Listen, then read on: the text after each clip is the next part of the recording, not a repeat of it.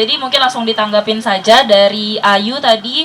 Kalau secara singkatnya, ini kan berkaitan dengan teknis ya, sebelum media mengekspos gitu. Nah kalau seandainya ini kan Kak, dilemanya adalah ketika korban, pelakunya berasal dari korban itu sendiri gitu kan, dari keluarga korban. Artinya kan banyak juga media yang otomatis memberitakan di mana alamat korban, karena otomatis pelakunya ada nih dalam satu rumah yang sama gitu kira-kira. Nah jadi ini juga tadi bagaimana caranya membuat perempuan bisa speak up gitu ya. Nah, kira-kira itu dari Ayu. Nah, kalau dari Bang Gokla sendiri tadi terkait Undang-Undang ITE. Nah, jadi mungkin bisa langsung ditanggapi dari Kak Mei langsung. Buat Ayu mungkin kalau misalnya mau ngomong ke media atau apa, cari yang bisa dipercaya pertama gitu kan.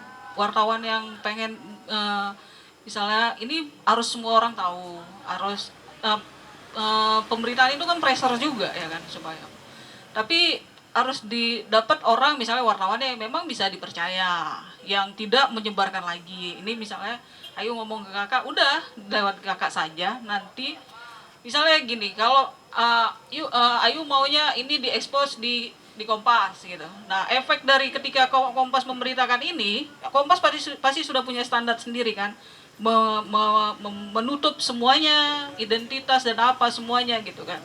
Nah, tapi ketika ini muncul, efek dari media nasional akan diikutin ke bawah, dia di bawah. Kok itu bisa naik, itu pasti diikutin lagi. Nah, tapi ketika ini bukan soal membangga-banggakan apa, enggak ya. Nah, ketika dia diambil media lokal, tapi sudah pakai standarnya Kompas, dia media lokal akan mengikut juga untuk menutupi identitas dan semuanya. Begitu. Tapi kalau misalnya ini sudah dibuka dari media lokal, belum tentu juga dia akan berefek ke nasional, karena mungkin satu sudah dimulai duluan di lokal, tidak lagi terlalu menarik, atau sudah terlalu banyak yang tahu, kasihan dengan korbannya, begitu banyak alasannya gitu yo. Kalau Boklas sendiri ya apa? Undang-undang IT. Undang-undang IT ini undang-undang yang banyak membunuh kerja-kerja wartawan ya kan. Aduh. Dan ini harus dimusnahkan. Udah datang nih kakaknya. Nih. Aku dulu. Boleh. Oh ya. Jalan aja. Gak apa-apa, maksudnya biar aku di bawah, nanti orang kakak di atas aja gitu. Jadi biar energinya terkumpul. Oke, nah jadi narasumber kita yang kita tunggu-tunggu yaitu Ibu Mutia Nauli sudah hadir di sini bersama kita. Langsung saja duduk di sampingnya ya Bu ya. Jadi saya yang undur diri ke bawah karena keterbatasan area. Sorry ya saya terlambat.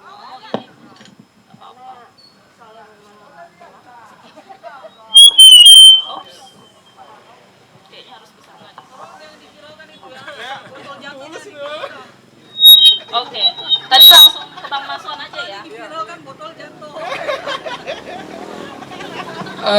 Pertama terkait pertanyaan Ayu tadi, sebenarnya memang ketika ditanya payung hukum seperti apa kira-kira yang tepat gitu kan. Nah, aku juga melihat konteks blaming victim oleh media ini juga, kalaupun misalkan dibuat dalam konteks pidana, aku juga kurang setuju. Karena pidana itu kan hanya semata, kalau istilahnya kan ultimum remedium, dia istilahnya hanya upaya terakhir gitu. Khawatirnya memang ketika misalkan itu nanti digiring ke arah konteks hukum pidana, khawatirnya kita nanti, maksudnya begini, kita nggak bisa pastikan dengan menjamurnya sekarang kawan-kawan wartawan yang begitu cukup drastis angkanya, wow itu cetak ataupun online, khawatirnya ketika misalkan sumber daya manusia wartawannya belum mumpuni misalkan untuk bicara tentang itu, justru akan banyak orang yang dipidana. Nggak efektif juga sebenarnya pidana ini kan gitu. Nah kemudian bagaimana? Ya kalau aku sih harapannya hanya mengatur secara administratif misalkan kepada lembaga medianya untuk memperketat istilahnya proses penerbitan satu berita itu gitu kan. Jadi janganlah ujuk-ujuk begitu ada rilis dikutip langsung diberitakan gitu. Karena memang jujur konteks pidana itu seperti yang aku bilang tadi, upaya terakhir. Kalau itu misalkan diterapkan dalam konteks blaming victim, aku yakin akan banyak kawan-kawan yang bakal dipidana. Apalagi misalkan nanti nggak adanya penafsiran yang jelas terhadap satu undang-undang kan begitu. Nah ini nyambung misalkan ke undang-undang ITE. Aku termasuk salah satu orang yang sebenarnya menolak undang-undang ITE gitu kan. Kalau misalkan konteks blaming victim itu, kalau misalkan kita kaji dari unsur pasal 27 itu, ya kan, itu pasti duduk unsurnya.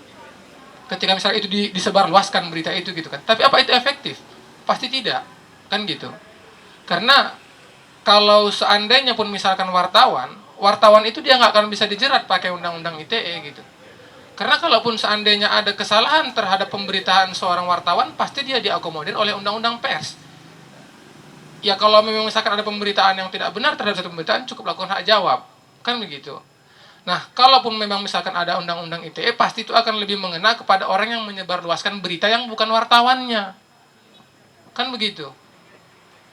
Karena dalam konteks undang-undang ITE kan dijelaskan yang menyebarluaskan kan, yang bisa kena bukan wartawan yang menerbitkan beritanya gitu, tapi orang yang menyebarluaskannya yang bisa kena. Nah ini kan jadi permasalahan hukum baru lagi.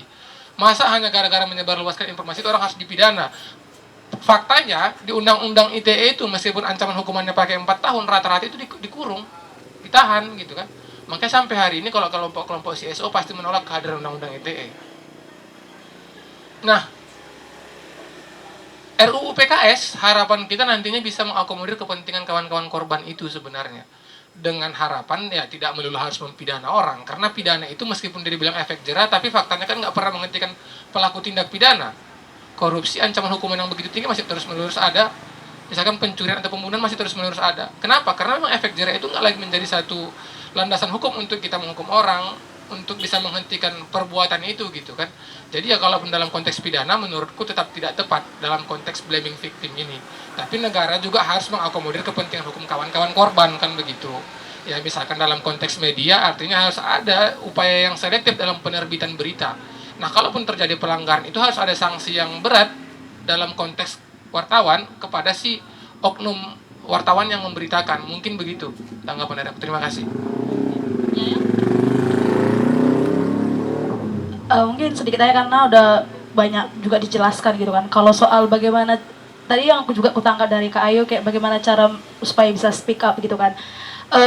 Itu memang itulah pekerjaan yang memang sangat sulit Kak menurutku karena gak hanya sekedar cuman hanya korbannya aja yang kita pikirkan, bagaimana nanti dengan kelanjutannya di ke depan. Itu yang juga yang harus kita perhatikan kalau ingin membuat korban berani untuk speak up gitu kan. Karena kalau setahu aku rata-rata kasus kekerasan seksual itu memang sangat lama penanganannya. Karena kita nggak hanya sekedar memberikan efek jerah pada pelaku, tapi kita juga harus korban yang kita pikiri gitu kan. Kayak apakah dia siap secara psikologisnya gitu kan. Karena ini bakalan diberitakan gitu kan. Dan orang pasti bakalan banyak yang baca. Dan orang pasti bakalan, ya namanya pun kalau orang membaca kan pasti kan akan tingkat penasarannya pasti akan tinggi juga, supaya menceritakan. Walaupun di media itu pun mungkin udah nggak disebutkan nama atau siapa jurusannya atau di mana tempat tinggalnya, tapi orang pasti bakalan bertanya dan itu bakalan bisa jadi efek psikologis juga sama korban gitu kan. Apakah dia udah siap untuk menempuh itu? Karena terkadang gitu kan korban ini pun juga terkadang karena panas dia kan, karena udah nggak sabar gitu kan untuk ngasih efek jerah kepada pelaku. Ketika udah di speak up, udah media udah angkat beritanya, ternyata di tengah jalan dia nggak sanggup gitu. Ada juga beberapa kasus yang seperti itu karena kita nggak hanya sekedar memberikan efek jerahnya juga gitu kan, tapi juga kita kan melakukan pemulihan juga kepada korban, akhirnya menjadi penyintas gitu kan, akhirnya dia siap gitu. Nah ini yang sebenarnya itu yang memang harus perlu perlahan-lahan sih, dan itu udah tugas mungkin bukan hanya sebagai tugas yang memang fokus kepada terhadap gender aja gitu, mungkin kita semua gitu, karena bahwa jadi korban kalau korban itu gak hanya sekedar untuk mengekspos aja, enggak gitu. Karena perkara kayak gitu kan, udah ekspos aja gitu kan, biar dia langsung gitu. Itu banyak terjadi gitu kan. Tapi kedepannya mau gimana gitu kan? Kalau korban nanti tiba-tiba di tengah jalan dia angkat tangan gitu, kalau misalnya dia nggak sanggup lagi, kita bagaimana gitu? Kita juga harus fight juga gitu kan. Kedepannya akan terjadi mungkin seperti ini, atau mungkin bakalan juga fight-fightnya akan bakalan terjerat dengan hukum misalnya. Nah dia siap nggak gitu seperti itu? Itu mungkin jadi gimana ya? Berjalannya waktu gitu kan, dengan banyaknya juga sekali diskusi yang memang juga konsen terhadap advokasi terhadap pelecehan seksual sih, itu menurut aku.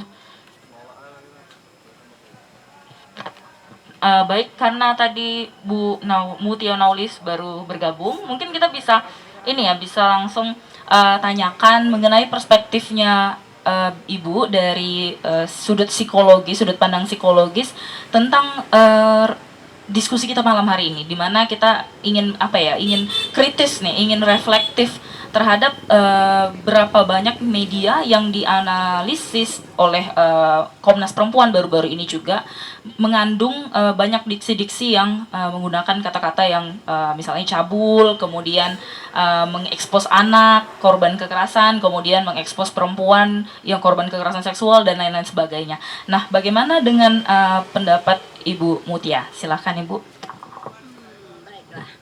Iya, selamat malam. Ya, resminya sorry ya, saya telat karena memang nggak telat, udah saya beritahu panitia.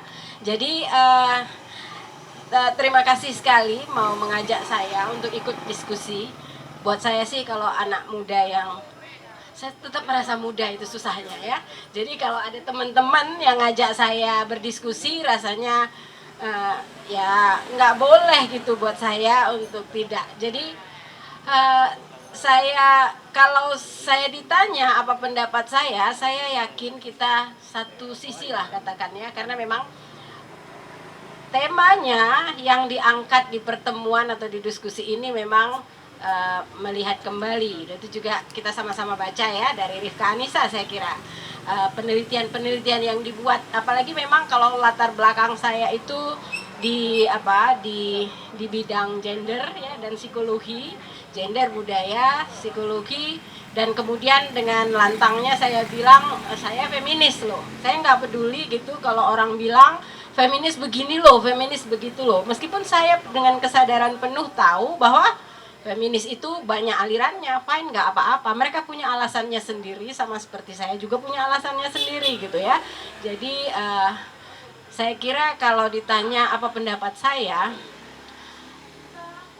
pertama tentu saja keberpihakan terhadap perempuan, apalagi dia korban kekerasan ya.